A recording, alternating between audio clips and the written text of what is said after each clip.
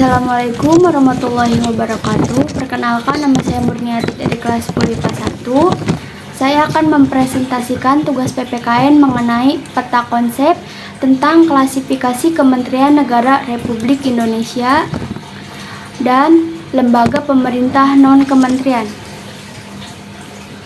Oke, langsung saja ke pembahasan yang pertama, yaitu klasifikasi pemerintah Republik Indonesia.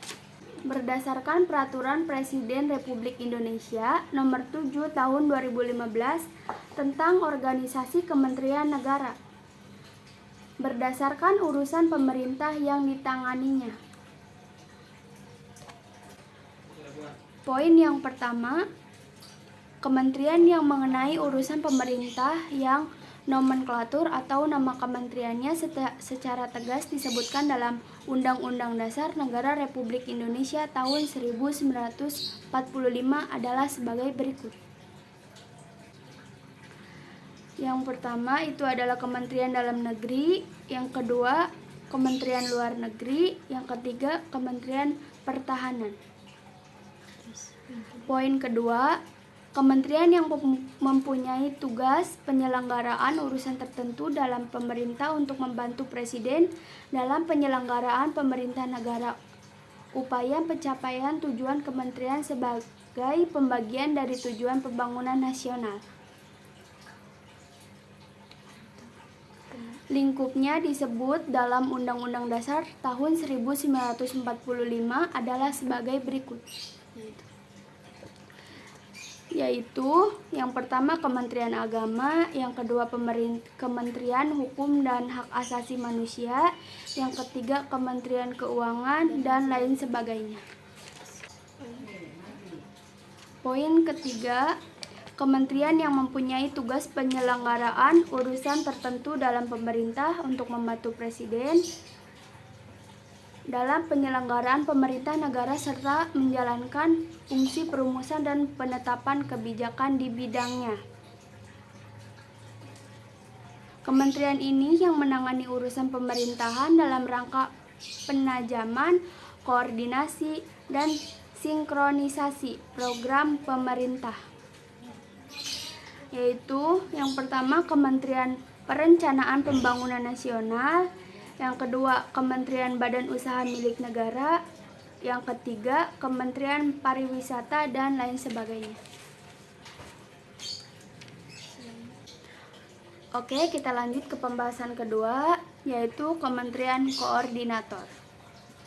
Selain kementerian yang menangani urusan pemerintahan di atas, ada juga kementerian koordinator yang bertugas melakukan sinkronisasi dan koordinasi urusan kementerian-kementerian yang berada di dalam lingkup tugasnya. Kementerian koordinator terdiri atas beberapa kementerian sebagai berikut. Poin pertama, Kementerian Koordinator Bidang Politik, Hukum, dan Keamanan. Yang pertama, Kementerian Dalam Negeri, Kementerian Hukum dan HAM, dan Kementerian Luar Negeri, dan lain sebagainya. Poin kedua, Kementerian Koordinator Bidang Perekonomian. Yang pertama, Kementerian Keuangan, yang kedua, Kementerian Ketenagakerjaan, yang ketiga, Kementerian Perindustrian, dan lain sebagainya. Poin ketiga, Kementerian Koordinator Bidang Pembangunan Manusia dan Kebudayaan.